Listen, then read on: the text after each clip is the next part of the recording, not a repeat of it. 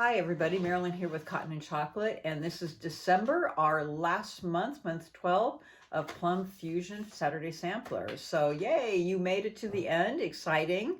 Thank you for being with us all year. We appreciate you and your support of our shop and being a part of this program. So this is it. We're going to be working from page 23, and we're doing final quilt assembly, borders, and binding. So it does talk about retrieving the quilt corners and binding from page 20, but in your packet today you've received the last border and the binding in this packet. You didn't get it from page 20.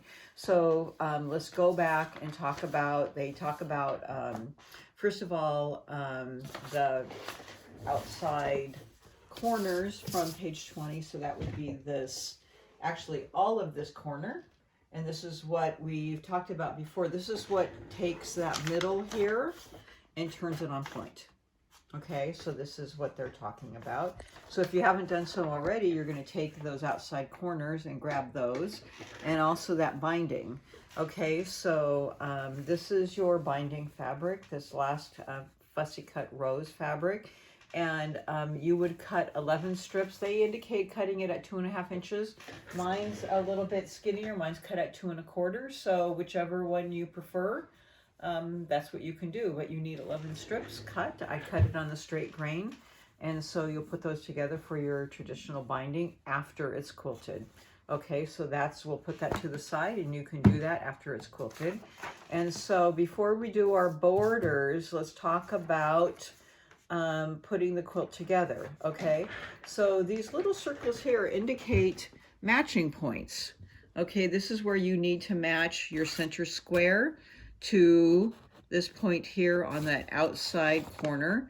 So those are your matching indicators. So this is a center point here, and those are points that you need to match. So those give you good indications that it's going together properly. Okay, so that would be up here. This is my corner point, and that's a center point there match. That's an indicator that that's in the middle. So I would pin that in the middle, and then of course I would match those points there, and then I would pin it of course along the way to get that point up. Now before you put your borders on, some of you have indicated that these are what we would call floating, meaning that it's more than 1/4 inch.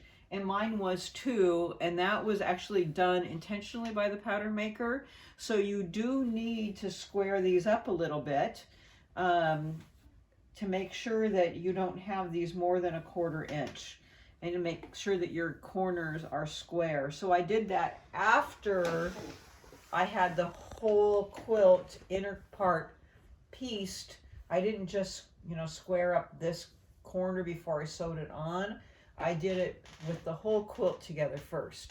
Okay, so then I have a big square up ruler, so I put it in the corner. If not, you need to measure it with a long ruler and make sure that that point is square, and then go along and measure along this way and make sure that these are at 1/4 inch. They might be floating a little bit. Mine was, and I had to square it down.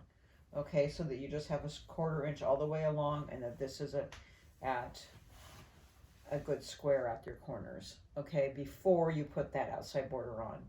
Okay, so go along, make sure you have 1/4 inch, so that is straight all the way along. And then let's talk about your final border. So they're going to take fabric 10, which is this fabric here. You're going to cut 11 3.5 inch strips with the fabric, meaning selvage to selvage, and you're going to sew those together using a straight edge connection all the way along. So you have a real long strip. Okay, repeat for a total of 2 long lengths. Okay, so you'll have 5 together, so you have 11. So you're going to do 5, and then 5 you'll have 1 extra long length. Okay, so from the remaining you'll have 2. Let me start over. So 5 and so 5, and then you'll have 1 left over. From the remaining, cut 2 11-inch sections and add 1 11-inch section on each of those ends. Okay, so from the 11-inch end, measure and cut 1 108th length and one 102 and 2.5 inch, 108.5 inch length and 102 inch length. Then you can read this because I'm not reading it that well. And add the 102 inch lengths to the sides and 108 inch lengths to the top and bottom.